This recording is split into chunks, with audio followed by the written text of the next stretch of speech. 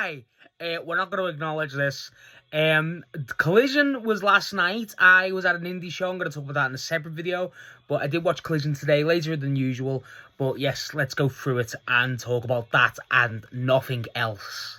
So Collision started off with Clark Connors versus Darby Allin.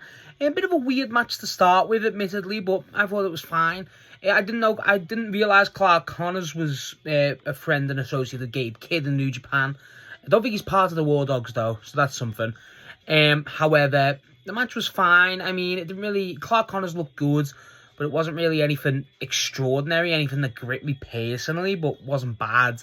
Darby does get the win and grabs the mic at the end to try and, talk about, whatever he usually talks about. I can't even remember at this point. And then Gabe Kidd attacks. So, they're probably doing Darby versus Gabe Kidd again. Why? Darby needs to shake up terribly, really badly, but whatever. Fine match. Clark Connors definitely stood out. I will say I liked how he seemed a bit more. He seemed vicious, a bit, if that makes sense. Like, not vicious like terribly, but he attacked Darby before he even got to the ring. So when he got to the ring, it was just fucked. It was just basically attacking Darby's back. That was basically the story of that match. But Darby's still getting the win. At that point, you just got to give Darby the fucking win. You just got to give Darby the L. There's no problem with Darby losing, but Darby's in a very weird position as of late. Really weird, where he's not elevating, but he's winning, so he should be elevated. It's weird. It's a very weird situation for Darby Allin. But the match was fine. Gabe Kidd coming out at the end is whatever, debatably, but whatever. And then that was basically it. There's not really that much to say about it. I didn't think it was the greatest opener, but I don't think it was weak. It was fine. I feel like they could have given Clark Connors a bit more to do, but he done fine. He did show out, especially with, attacking Darby's back as much as he did. But it wasn't a bad match. It was pretty good. So, after this, we got Jet Speed backstage, talking about, how they're just, continuing to go at, their pace that they're going at in an incredible run. They do confirm the name is Jet Set Rodeo, which is the best name they had. And I seen a logo they put up. It's phenomenal. It's the Jet Set Radio logo, but obviously with a horse, it's fucking peak. The crowd still shouts horsecock, obviously. But yeah, it's still fun. Not really that much was said, I don't feel like. But I'm a fan of Jet Speed. Who doesn't like Jet Speed? So it feels weird them having the trios belt instead of the tags, but I think that'll come eventually. After this, we got the Rascals versus Crew. Now, at this point, this match didn't hook me at all. I thought Crew looked good, but I didn't really get engaged with this one. I didn't think it was bad by any means, but it just didn't hook me. I did think, however, it was hard to kind of follow who was on top, and it wasn't like because it was tight. It was just kind of okay, this is just kind of happening. Leo Rush is great. So just Crew in general are great. I don't know why they don't get more TV time. But whatever. This is the thing with the tag division. The tag division's so stacked that people like Crew never get TV time. It's nuts. But I think we are missing Dark, shit like that, just for Crew specifically. But Rascals look good in their debut. Again, it didn't really hook me, but I don't think that was a lack of it. I think it was just on me, so I might have to go back and watch this. But as a match, it was fine. Rascals getting the win, their first win, and I mean, yeah, the Rascals are over. Crew are nice to see, but, I don't like how they're basically coming in to just basically lose. I just don't like that. I feel like they could have could have set something up a bit more, but whatever. It was fine, It didn't really, again, I feel like I'm being a bit negative on this Collision. It didn't really hook me, but it was fine. It was okay enough. I didn't hate it. So, after this, we actually got Jamie Hayter and Alex Windsor again in their little vignette, similar to what they had last week, where last week it was it was Windsor hyping, basically saying, me and you got a lot more in common, let me make some history, you should have won the belt a while ago, let's team up. And now it's Hayter doing that to Windsor, saying, look, I didn't realise how much we have in common, basically repeating it. The more I think about it, the more I like Windsor and Hayter teaming up, but it is kind of lazy, because it's just throwing Hayter pillar to post, but whatever, it's fine. But I didn't hate it. I didn't hate it enough anyway. I thought it was fine. Let's just get them in matches. Let's just get them back on TV. That's all I think. Let's just get them going at this point. Because, I mean, it's not like it's a surprise who it is. If they kept it hidden, that would have been a bit, bit more reason to have these vignettes. But they're not, so it's a bit weird. But I'm not hating it. I'm just happy that we're getting Jamie Hayter and Alex Windsor on TV again. Prefer them as singles, but as a tag, it's something at least. After this, we actually got Moxley backstage, cutting a promo. The promo he cuts is basically calling out Takeshita, saying, Takeshita, look, I know what you like. You're like, you want to give everything. And, you know, I'm the Continental Champion. Let's go for it. Essentially, shit like that. It's greatly weird, as you expect from Moxley. But then he goes, you're the only loss. You're a loss on my record as Continental Champion, and I want that rectified. So that's the angle we're going with. Fine. We're probably going to get Moxley versus Takeshita Revolution. Yes. So good. We don't get no Takeshita, though, this episode, actually. Just realised we don't get no Takeshita, but that sucks. But either way, Moxley versus Takeshita, I'm never going to complain about. It's going to be so fucking good. So after this, we get Tony Storm and Orange Cassidy having an intergender tag match against, I forget the talent's name. They'll have the image. It's fine. You know, it is a squash. It is a squash match. Cassidy gets the hands in the pockets instantaneously. Tony teams up. You know, they both start going at it. The main thing is they win the match squash-wise. But after the match, Marina and Yuta attack. And Yuta basically attacks Cassidy and goes, you know, why don't you apologize for what you said, blah, blah, blah. You know, and Cassidy goes, I can't hear you over that dumbass haircut. It's like, what? But whatever. Then Yuta gets pissed. He gets some scissors from outside the ring, pardon me, and goes to cut Cassidy's hair. But then Tony jumps him, grabs the scissors, and then they confirm the match they're having at Australia will be a hair versus hair match. Whoever gets pinned gets the haircut. Ironically. I wonder who it is going to be. I wonder who's going to get the haircut. Not me. I don't need it. But yeah, the match was fine. Tony and Cassidy is just a fun dynamic. I don't like seeing Marina kind of bitched out in sense of she's just sitting on the side. It feels like Marina should be in a better position in this, but I'm not going to complain. Yuta seems great, though. Seems like we're getting back to old Yuta, and I am happy about that. So, after this, we actually got Eddie Kingston and Ortiz and GYV backstage. No physicality. They're pissed at Eddie again. You know, they continue. And Eddie's like, we want to get over this dog. But, you know, they continue it. And then, out of nowhere, because they agree to a parking lot fight. But then after that, Eddie and Ortiz just randomly get attacked by Big Bill and Brian Keith. And then, like, Zach Gibson goes, well, it wasn't a problem finding anyone to eat you.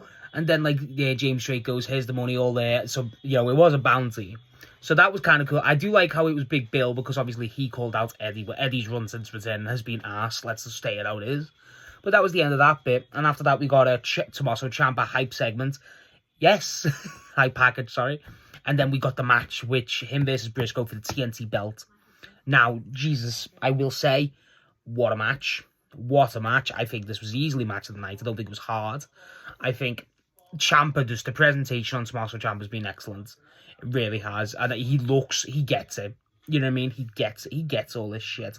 And it works for the guy. And then, he wasn't really a face, but he wasn't a heel either. It was just, it was weird to describe what his kind of role was. It was definitely showcased a lot more than Briscoe, but we know what Briscoe's like. But Ciampa, the table spot was excellent with Briscoe. They don't make Briscoe look bitched out. They make Briscoe look strong. It was just a great match. The knee towards the end where he takes the knee pad down and then he eventually does hit it. It's brutal. The chops, they have a period on the apron where they're just chopping the hell out of each other. It's insanely good. Oh my god, it was a great match. It truly was. The froggy bows from Briscoe, the reversals, constant reversals of the Jay Driller by both guys was excellent. And then the big thing is Tommaso Ciampa wins. Clean, completely clean. And I love that moment.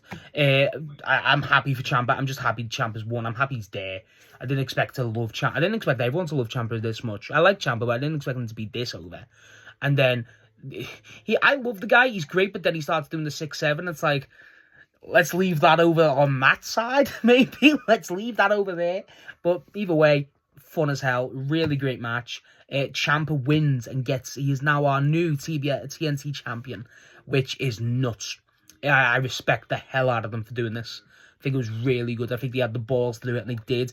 They both show respect to each other, Briscoe and Ciampa. They didn't realise they had that much history in ROH. That's on me. I did not realise that, so that makes this even better, and it makes me want to go back and watch more Ciampa in ROH, because I've not really heard that much, and I love old school ROH, so that's me set. But either way, this was great. Really good. And after the match, Kyle Fletcher comes out, gives him a sarcastic clap. And I don't want Kyle Fletcher in that scene. He's above it, frankly. It's no disrespect to anyone, but Kyle Fletcher is world. He's one of the best wrestlers in the world. He should be in the world title picture, as stacked as that division is. And I just don't know why we're not doing this. But then Ciampa versus Kyle Fletcher gets me going. So I'm not going to complain. But either way, this match fucked. Really good. I love Tommaso Ciampa. Love Mark Briscoe and Kyle Fletcher teasing a match again to get... Kyle Fletcher will win the belt back. You can't have Kyle Fletcher lose. No way. He's too good. This is the problem. Kyle Fletcher can't get beat in the TNT feud. Put someone over Mega when he does, but he's world level. Truly he is. So, whatever. But Ciampa winning the belt. What a moment. And I didn't realise I'd feel as attached to the guy already. And there's a promo later we'll talk about it, but I love the guy. Push him to the fucking moon. This is great. Really enjoyed this. So, after this, we actually got Josh Alexander and his badass promos again, where he's looking at the camera, he's calling out Moxley, saying, you know Takeshita, you don't know nothing about Takeshita, they're calling it out. So he's going to take that Continental belt, then hypes up Andrade. And obviously he's beating people up in the back, and it's Rocky Romero. And he goes, Rocky, and then then Rocky Romero hits like this cool knee. And he goes, that was cool. And he goes, yeah, I'm just practicing some stuff. And he goes, I've got to go out and help Okada in his match. Ringside, and then Josh Alexander's looking around, he goes, Lance, because Lance is always in his promos, then Lance just runs, takes out 3 guys, goes, everybody dies again, and runs away. That was sick. I just love these Josh Alexander promos. I think they're excellent, and he can really talk. Josh Alexander versus Tommaso Ciampa has to happen, by the way. That shit is a must. After this, we got Okada versus Adam Priest. Okada's luggage was apparently lost, so he couldn't come out with his robe, and the belt is it's a replica belt, it's in the casing, but they blend it well. I do like it where Romero's trying to go, don't let him even see the belt, he's a bum. The match was fine. Okada's drop kicks are still the greatest shit. Adam Priest looked great, though. A big, loud DP dub chant, which, yes, fucking get that going. And then, the main thing is Rocky Romero gets more involved than I thought. He tries to take out Adam Priest, so I kind of like that aspect. I assume they're going to set up a match between those two if there hasn't been one already. Excuse my ignorance. But then Okada gets the win again. Okada's knee gets attacked a lot, figure fours, by Adam Priest. Adam Priest does look good here, but Okada obviously does get the win. You know, he does dodge a Rainmaker, but the finish is obviously a Rainmaker. That's the main thing. You know, just a nice continental defense. There wasn't really too much to it. It was a nice match. Adam Priest looked great. He got showcased quite well, I think. But besides that, it wasn't insane, but it wasn't bad. I enjoyed it a lot. I didn't enjoy... The thing is, it followed Briscoe and Alexander. It's not going to top that. No match on this card tops that, and it's kind of a cunt of a position, for being completely honest. But Okada's just Okada. I always enjoy seeing Okada, and no Takeshita at this point. I feel like Takeshita should have showed up at this point, but he never, so that was a shock. But just having Okada, having a defense, and having, frankly, Rocky Romero, and I assume more Don... They should have had more Don Callis family come out with him and watch the match. Maybe that could have been fun to show how much everyone's on his side. But it was fine. It was quite bland, but there was no problem with it. I'm never going to take watching Okada for granted. The guy's so fucking good. And Adam Priest looked great here, by the way. I know he's great in Ring of Honor. I don't watch Ring of Honor. I should. But I'll keep an eye on him. I didn't realise I'd seen him before. I have seen him before in a tag match. But singles-wise, he looked good. I like this guy a lot. He was pretty good. So backstage, it's the Rascals after the match where they've just come in there high and they're going to Lexi. We've just been out in the parking lot. Do you want to join? She's like, no, I don't want any. Continuing that gag. I do like it. Then Eddie comes in. And I didn't realise Eddie has history with the Rascals until on Twitter after their debut. So when that happened, Eddie's basically calling him out. And they go, Uncle Eddie. And he calls out GYV and Big Bill, saying, you want a parking lot match? And then he basically says, the Rascals, me and Ortiz are going to kick your ass in the parking lot. And he goes, let's go outside to the parking lot. I need some medicine. And then they all go to Lexi, you want to come? She goes, no, I'm good. We need to see Lexi there smoke a joint. That's what we need. But the Rascals join Eddie. That's kind of good. I like how it's building this kind of thing, but it's still not good enough for Eddie Kingston. Frankly, it's not. But I'll take it. After this, we get a small world title picture hype package, which, you know, it's nice to see how packed that picture is. Andrade is in there. And then after that, we get a backstage promo with Tommaso Ciampa after winning the belt where his daughter and his wife are there. I adore this. There's not too much to it. It's not like a call-out thing. It's just pure, raw emotion. And he basically sees his daughter and goes, go with mama, I'm working. Gives a promo, he goes, that's my family, I love my family, but you all have accepted me into the AEW family. I'll rise or die. Basically gives his respect to Briscoe, says man up. So I assume that's like a don't get down on yourself. And I basically says he's going to defend this belt with all he's got. I fucking adore this. it really connects you with Tommaso Ciampa. It got me a bit. And I think it just solidifies this guy gets it. And I really want him to do well. This really sells you on Tommaso. It's not too eccentric. It's not too bold. It's just pure simplicity. I appreciate you. You appreciate me. Let's fucking go for it. And basically just cementing love for each other. And honestly, I'm really happy for the guy. I think as someone who was not huge on Ciampa in WWE, well, obviously Black and Gold's a bit different, but it was so far gone. It's, you know what I mean? It's just so nice to see and see how much it means, and just visibly how emotional it gets the guy and how much he clearly appreciates it. It's just great. I just love this. I love what they've done with Ciampa, and yeah, let's just keep this going because the guy's just adored. It's so cool to see. It really is. The promo's not insane, but just watch it, please, because it's good. It's really good.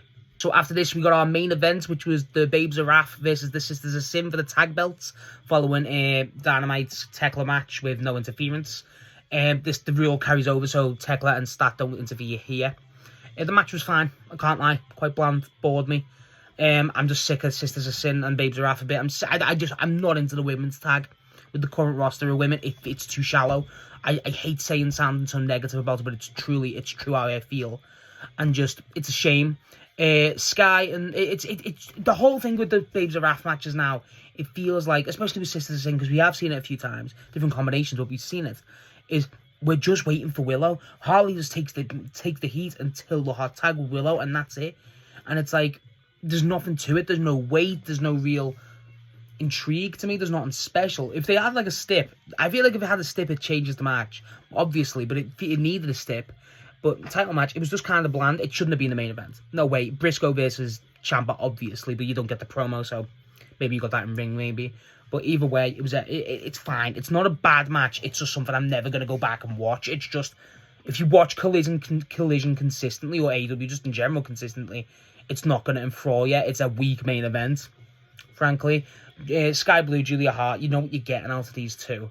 And then the Babes of Wrath again. I'm just not into it. It sounds bad. I'm not. It's too shallow, and I just don't know how to describe it. I don't like sounding too negative about AEW. I don't, but I just think this Collision wasn't the greatest. But just because of the pacing, I just feel like this shouldn't have been the main. It shouldn't have. And I'm sick of this whole Tekla Sisters of Sin thing anyway. So that's on me. But it just wasn't for me. Fine match, not bad. I will not stress that enough. It's not a bad match. It just wasn't for me. But the main thing after it is the Babes of Wrath retain. They should have had them drop the belts. I will say that. They should have dropped the belts here.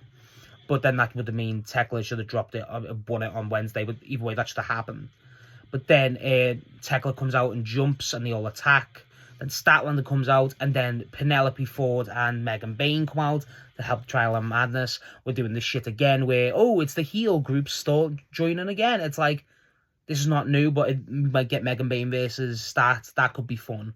But it's just weird. I'm just not into this. I don't think it's fully developed. I feel like it's showing the shallowness of the women's scene. I've said this multiple times. But the match was fine. The ending's just what you're waiting for. But again, it shouldn't have main evented. Frankly, it shouldn't have. It's not interesting enough, and it doesn't grip you enough. But again, not bad. Cannot stress that enough. Not bad. So yeah, that is actually it for Collision this week. I will say it wasn't the most stacked. I feel like they knew they were up against the Rumble. And, it just wasn't, they didn't plan too much. I will say, I liked how much they included, like, Clark Connors and Adam Priest, people like this. I enjoyed that. The Ciampa stuff's perfect. Ciampa and Briscoe steals the show. It's the main interest, and that's what you're there for. It could have done with one more match. I feel like it could have done with a singles match, or even just another tag match, whatever. I feel like it could have done with that. And it felt more condensed, I will say. After such a good Dynamite this week, going to this Collision, it didn't feel as connected, didn't feel like this, but it was fine. It wasn't bad. I just think, honestly, like, we're getting 2 segments for Eddie and GYV again. It's like, it's not really worth it. Like, you know what I mean? It just feels like we could have had that as a segment, then had, like, other backstage promos, maybe. Shit like this. It just doesn't feel right. Like, I would have, honestly, what they should have done this week, they should have had Ace Austin and Austin Gunn have a tag match, just a squash. I feel like that, if none of them are injured, that should have been it. They should have done that. But either way, it was fine. It was a fine Collision. Again, the main thing you're going to be talking about is Ciampa versus Briscoe, and it's well worth it. It was great. Everything about Tommaso Ciampa works. It's been excellent. Truly, if you're going to watch anything about Collision this week, watch that. So, that was Collision this week. What did you think of it? What did you think of Tommaso Ciampa winning the TNT belt? Because that is excellent. I really didn't expect them to do it, and I love the fact that they had the balls to pull the trigger on it. It's great. May not be a long reign. I don't care. It's going to be great. What did you think? And, yeah, looking forward to Dynamite this week. Yes, there's nothing else to acknowledge with my videos, or me, today.